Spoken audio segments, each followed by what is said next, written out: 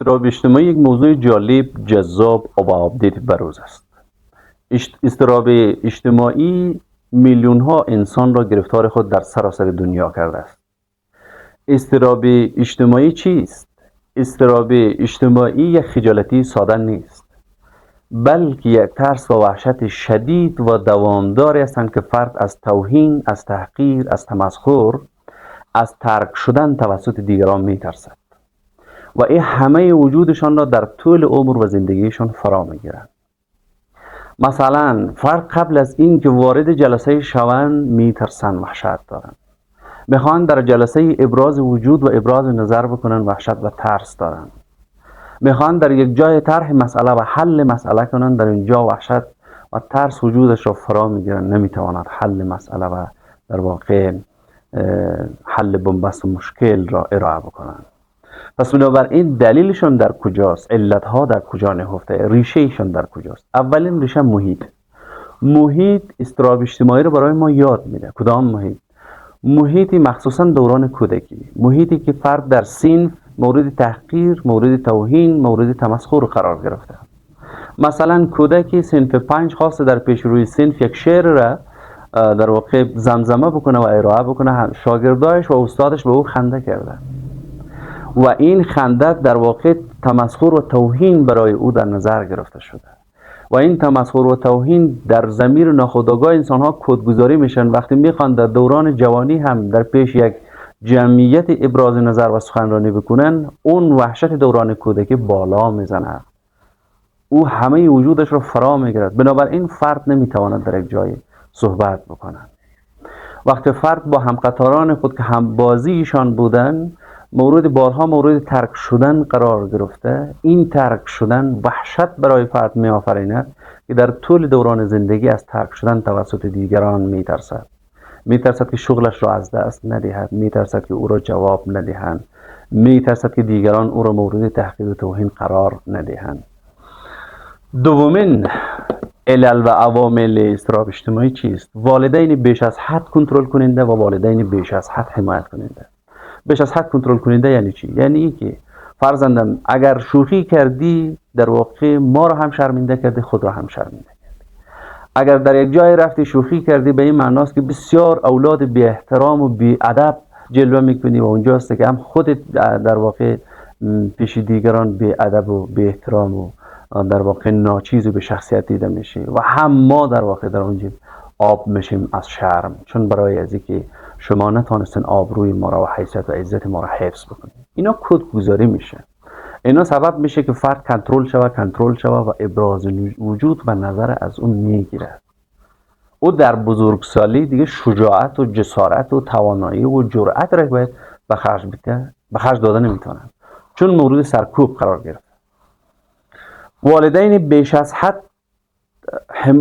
در واقع حمایت کننده چطور سبب میشه که اولادش پسند دچار اضطراب اجتماعی شوند؟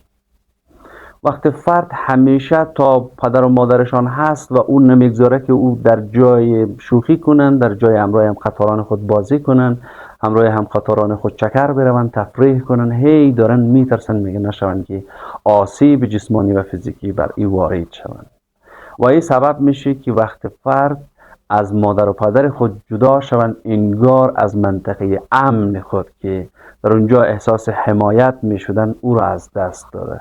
بنابراین اینها نمیتواند بیرون از جایی که زندگی میکنند زندگی کنند، بیرون از جایی که پدر و مادرشان هست. اینها نمیتوانند در مسافرت احساس خوشحالی و لذت بکنند. چرا؟ چون پدر و مادرشان همراهشان نیست. این در انواع مکانهای متفاوت، چون حمایت پدر و مادر بیش از حد در دوران کودکی داشته، در دوران بزرگسالی این حمایت اثرات منفی خود را پسان سر او میگذارند که او در واقع در نبود کسایی که او را مورد حمایت قرار میدهد احساس وحشت و ترس داشته باشند. 3. تجربیات منفی. یکیش همین تحقیر و توهین و در واقع تمسخر است و حتی زورگویی و طرد شدن است در دوران کودکی. وقتی فرد بارها توسط یک همقطارش، یک همسنفیش، همبازیش یا کسی که از او بزرگتر است گفته که مثلا اگر فلان چیز رو برای ما نیاوری، ما دیگه فردا نمیگذارم تو در صنف بیایی، نمیگذارم که در واقع تو به مکتب بروی، نمیگذارم تو به پانتون بگذاری. باز از طرف من میبینی که چی مجازات را میبینی. اینا سبب میشه که فرد از یک محیط نگاه منفی و باور منفی برایش خلق شود و پسان در هر جای از موقعیت های متفاوت بترسد. تجربیات منفی نگاه آدم ها را عوض میکنن، در واقع باور انسان ها را عوض میکنن، تغییر بر باور و نگاه انسان ها به وجود میارن که منفی است. نگاه منفی نمیتواند ما را به سرمنزل مقصود برساند، بلکه احساس یأس ناامیدی داریم. انسان های ریسک پذیر نیستیم، خطر پذیر نیستیم، دل به دریا زده نمیتونیم. کودکان خجالتی، بعضی ها ذاتاً خجالتی است، از پدر و مادر در واقع خجالتی به دنیا آمده، از دوران کودکی خجالتی است. اینها نمیتواند همون گونه در دوران کودکی ابراز وجود بکند، در دوران بزرگسالی هم نمیتواند ابراز وجود بکند. و بعضی ها هستن که معیوبیت جسمی دارن، ظاهر خیلی زیبا و قشنگ ندارن، میترسن وقتی با این وضعیت در جمع حضور پیدا کنند همه در واقع به او خیره میشون و او رو بد قضاوت میکنند، به نگاه منفی نسبت به او دارن و این سبب میشه در جمع حضور نتوانند و اضطراب اجتماعی داشته باشند. یا کسی که دچار لکنت زبان هست. لکنت زبان یکی از عوارضی است که به فرد قدرت و توانایی و جرأتشان را در ابتدا به ساکن میگیرد. بنابراین او وقتی میخوان در یک جمع صحبت بکنن هم اضطراب و نگرانی دارد و هم زبان او را یاری نمیکند. همه اینها باورهای منفی را برای او خلق میکنند. او نمیتواند در او جمع ابراز وجود بکند. عوارضش چیست؟ کمبود عزت نفس. عزت نفس یعنی نگاه انسانها، شکرگزاری انسانها نسبت به داشته هایشان. فرد به جنبه های مثبت زندگی خود نگاه میکنه. وقتی فرد عزت نفس پایین داشته باشد نگاهشان عوض میشه، به جنبه های خلای زندگی و به معلولیت و به اونهای و چیزهایی که ندارن توجه میکنن. پس بنابراین احساس بی‌کفایتی، احساس کمبود جرأت و جسارت برای فرد به وجود میاد که نمیتونه ابراز وجود بکنه. 2. گفتگوی منفی با خود. فرد وقتی یک تجربه منفی را حتی در دوران بزرگسالی تجربه میکنه، در یک جای خوب سخنرانی نمیتونه، خوب جلسه را اداره نمیتونه، خوب صحبت نمیتونه، پسان هم متاسفانه پس از ختم او جلسه و سخنرانی با خود در واقع چی میکنه؟ با خود خلوت میکنه، با خود نگاه منفی داره، حرف منفی میگوین، ای کاش نمیگفتم، به زمین خوردم، شکست خوردم، ناتوان شدم، آبرویم رفت، اعتمادها از من سلب شد. این چیزها رو با خود در واقع زمزمه میکنن و این سبب میشه که هی افسردگی، نگرانی، ترس و حسرت همه وجود و زندگیشان رو فرا بگیرن و سبب میشه که فرد ترک تحصیل و ترک شغل کنه. چرا؟ به دلیل از اینکه افکار منفی فرد در زندان قرار میدهد که شاید میله نداشته باشند، در و دیوار و پنجره و سقف نداشته باشه، اما از درون او را مچاله میکنند، از درون او را زندان میسازند، در قفس در واقع جابجا میکنند و این میشه که فرد مکتب گریز میشه، پانتون گریز میشه، دانشگاه گریز میشه و همه چیز در واقع به پایان رسانده نمیتواند. اگر برساند هم خیلی ضعیف و ناتوان، با نمره خیلی پایین. یا شغل خود را ببینی که ترک شغل میکنن اما هیچ دلیل منطقی و عقلانی درست نداره، فقط چون فرد دچار اضطراب اجتماعی است، درک نمیشه توسط همکارایش، توسط رئیس است، توسط محیطی که در اونجا کار میکنه و هی این سبب میشه که اضطراب اجتماعی دوچندان شود، مضاعف شود و فرد اون موقعیت و در واقع شغلی که داره او را ترک بکنه. 4. افکار خودکشی. بله، وقتی که فرد این وضعیت را تجربه بکنه میگه ای کاش من خلق نمی شدم، ای کاش من بخش از مسئله و عناصر این موجودات و این کائنات نمی بودم. بنابراین خیلی ها شدن که مخصوصا در دنیای غرب، تحقیقات را که من خواندم این در واقع محتوا حاصل چندین مقاله است. در غرب آمارها نشان داده که اضطراب اجتماعی منجر به خودکشی افراد شده. حساسیت بیش از حد به انتقاد 5مین عوارض است. یعنی چی؟ وقتی یک فرد بگوین که والا سخنرانی نتونستی، خوب صحبت در جمع نتونستی، ای کاش نمیکردی، یک دفعه برآشفته میشه، به حدی یک ترور شخصیت میکند که هیچ نمیشه که او رو با او انتقاد وزن کرد. این نفر صفر میسازه، آبروش میبره، حیثیتش میبره، ضرب صفر میکنه. دلیلش است که در واقع فرد به پیمانه رسیده، لبریز شده، از بس سالها با اضطراب اجتماعی زندگی کرده، ناگهان انفجار میکند و اون داشته های منفی خود را ابراز میکند. انزوا بحث ششم هست، موضوع عوارض ششم هست.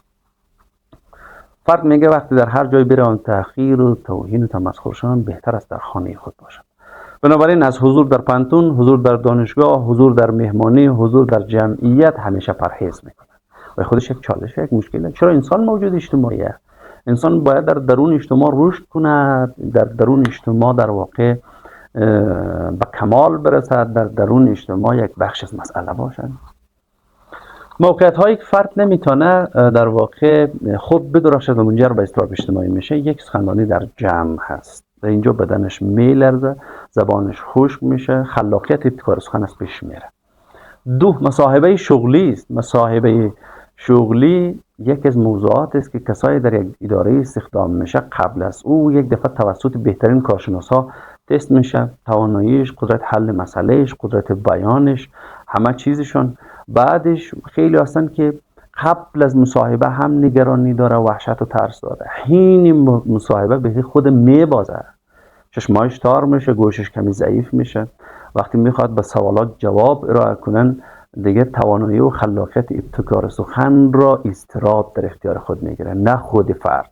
بنابراین در اونجا رد میشه و رد شدن باز دوباره اضطراب اجتماعی مضاعف و چندان میسازه.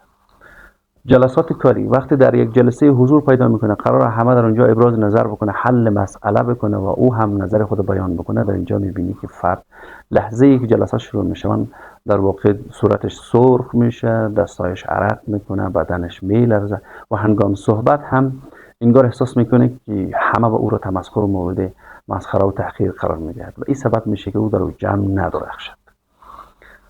چهارم، صحبت با افراد صاحب قدرت و مقام، اونایی که رجال سیاسی است، اونایی که در واقع جایگاه و پایگاه اجتماعی دارن. وقتی میخوان این فرد دارای اضطراب اجتماعی است، خواسته های خود، طرح خود، برنامه خود، نیاز خود همراه اونها در میان گذاشته نمیتوانند. قبل از اینکه وارد شود هم نگرانی دارد، وقتی که وارد میشه هم خود را میبازد. حتی در تماس تلفنی اینها دچار اضطراب اجتماعی است. فرد در لندن آمریکا و نمیدونم کشورهای دیگری است، او فرض در افغانستان هم میخواد از پشت تلفن هم با او صحبت بکنه، در اینجا خود را میبازد، دست و پای خود را گم میکند، زبانش خشک میشود و توانایی و جرأت خود را از دست میدهند. اگر این موضوع برای شما جالب و جذاب و گیرا بود و توانست آگاهی را برای شما خلق کند، لطفاً با ما همراه شوین که در ویدیوهای آینده در رابطه با مدیریت اضطراب اجتماعی و درمان اضطراب اجتماعی ویدیویی داریم که از او عقب نمانید. لطفاً لایک و سابسکرایب را از یادتان نرود.